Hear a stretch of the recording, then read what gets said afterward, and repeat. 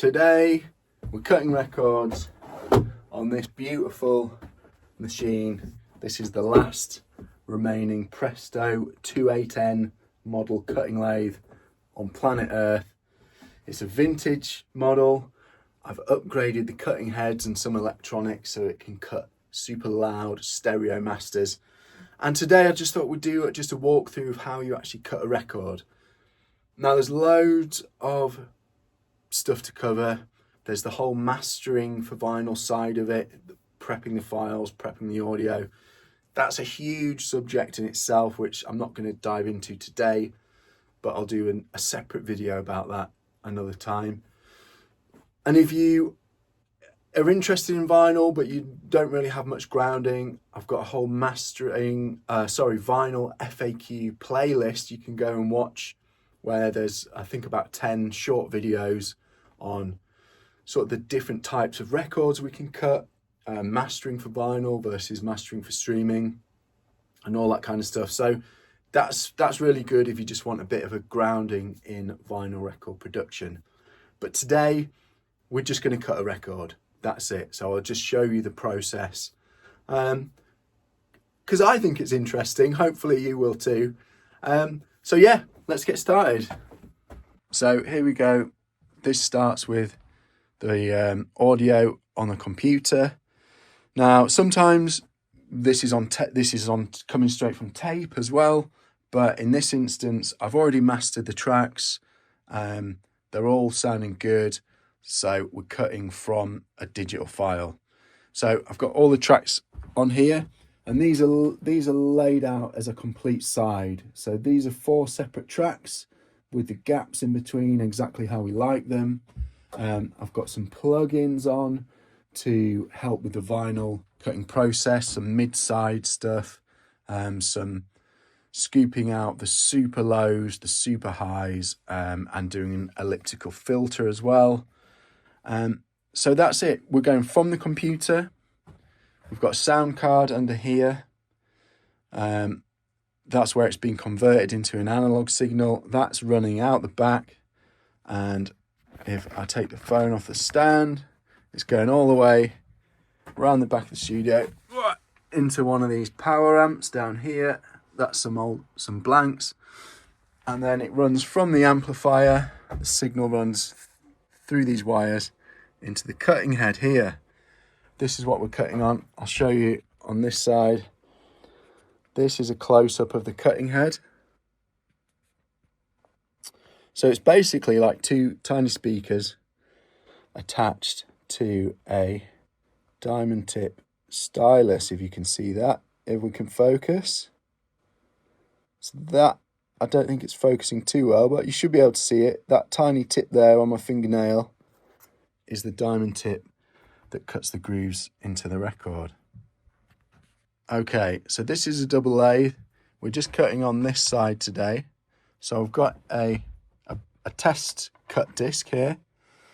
And this is just a blank disc I use for doing multiple test cuts on. So that's all prepared. Basically, it's just a plastic disc. It comes with a cover on. I've got a stack of them over here. They come in different colours, and they just come as a smooth disc with a plastic coating that you peel off. And then we can put them on here.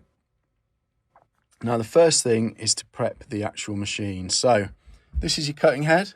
This is a vacuum system. And this is the vacuum box. So there's two things we need to do. One is feed some talcum powder through the vacuum system, and that helps with anti-static.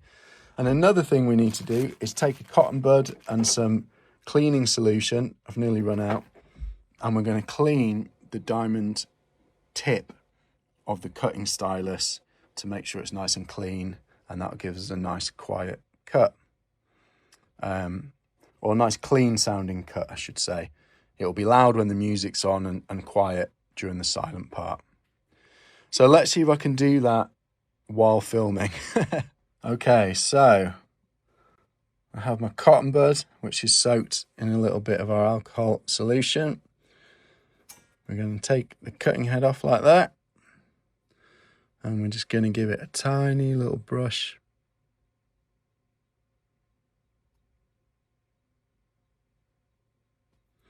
Like that.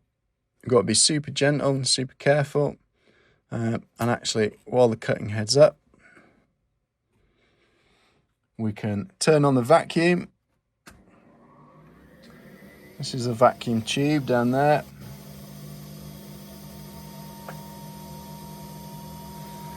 And we've got some talcum powder on there.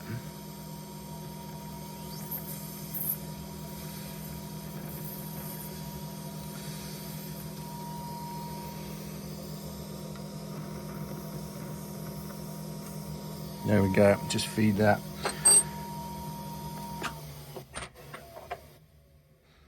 Now normally I wouldn't do this over a disc, but because this is just a messy old test disc, we're not worried about the spilling anything or anything like that. So this one will get thrown away when we've done some tests on it.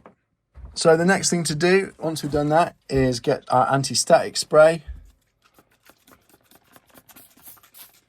and pop some of that on there.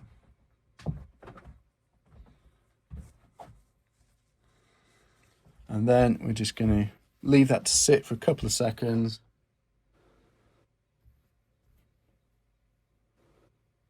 And just clean it off.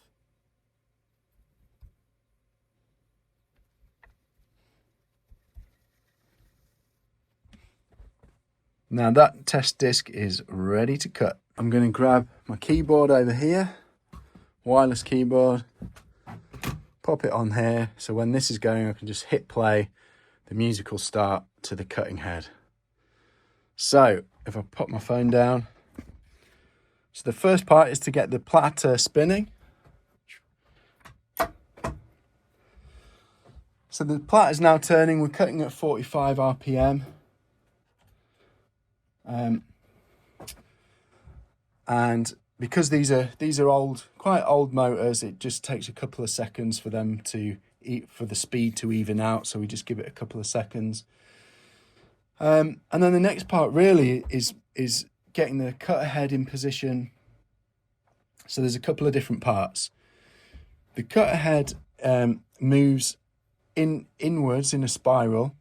So to facilitate that, we use this lever, and this engages this whole mechanism onto the feed screw, which is this part.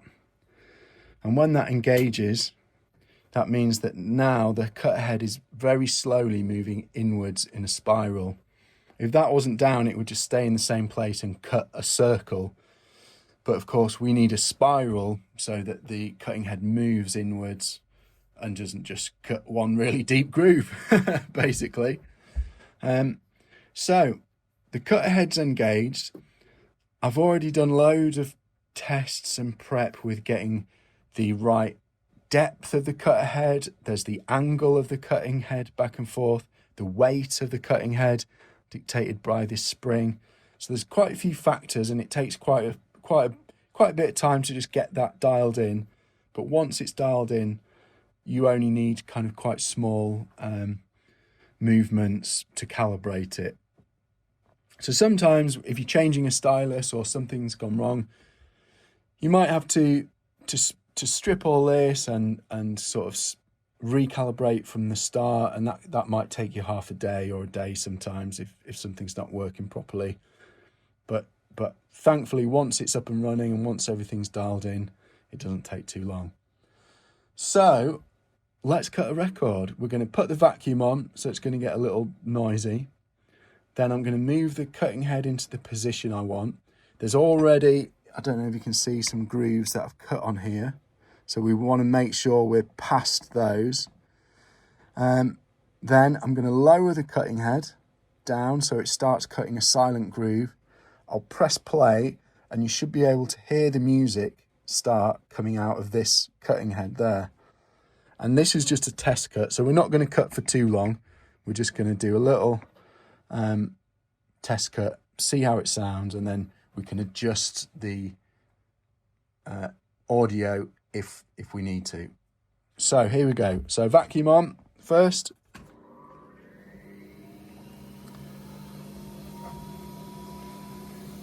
Then we'll move the cutting head into position. Then we're going to engage, screw. Then I'm going to lower the cutting head, wind it on with this mechanism and press play, and we should get some sound.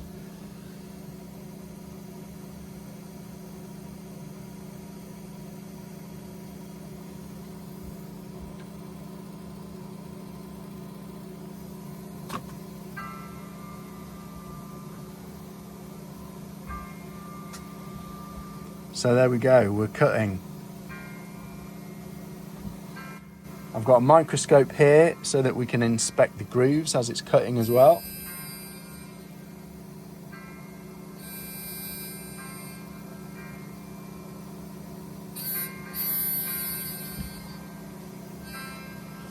I'll see if we can get a close-up of the grooves.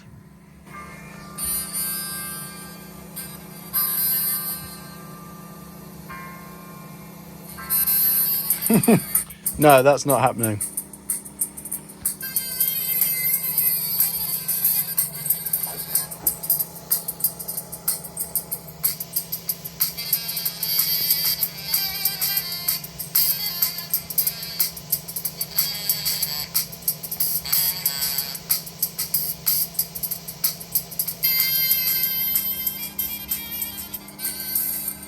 Okay, so that's the test cut. I've just switched off the vacuum, switched the music off. And the beautiful thing about lathe cut records is that we can take the record off and we can go and play it straight away over here.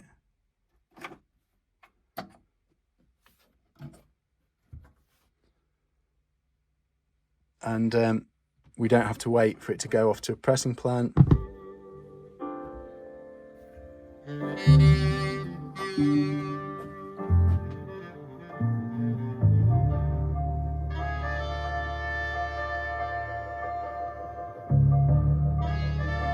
Sounds cool.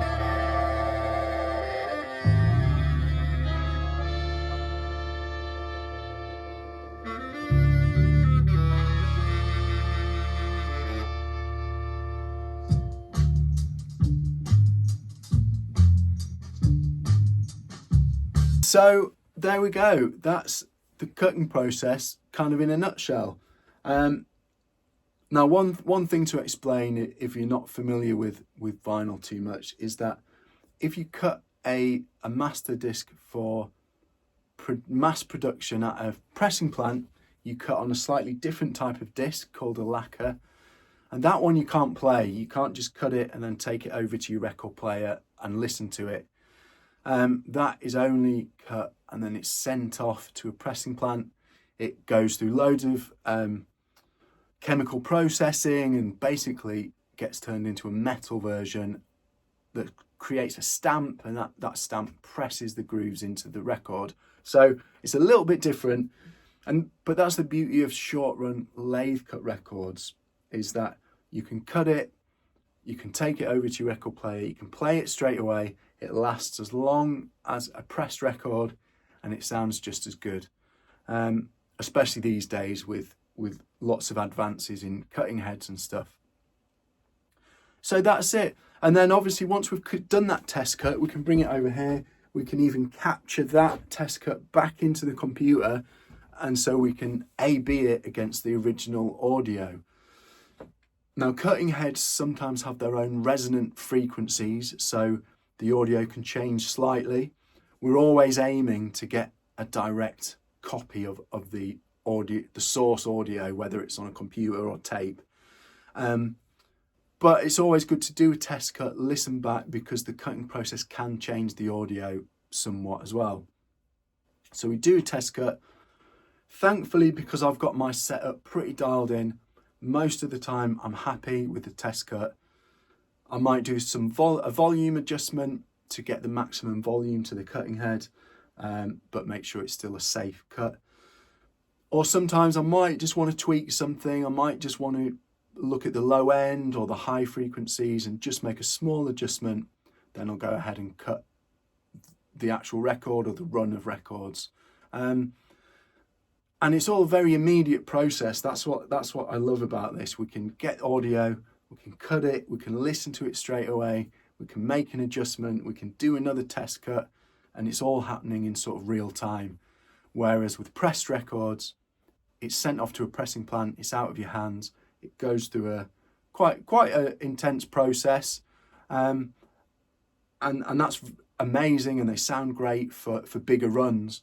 But for independent artists or DJs who want a one-off, this is kind of the way to go. So that's it for today.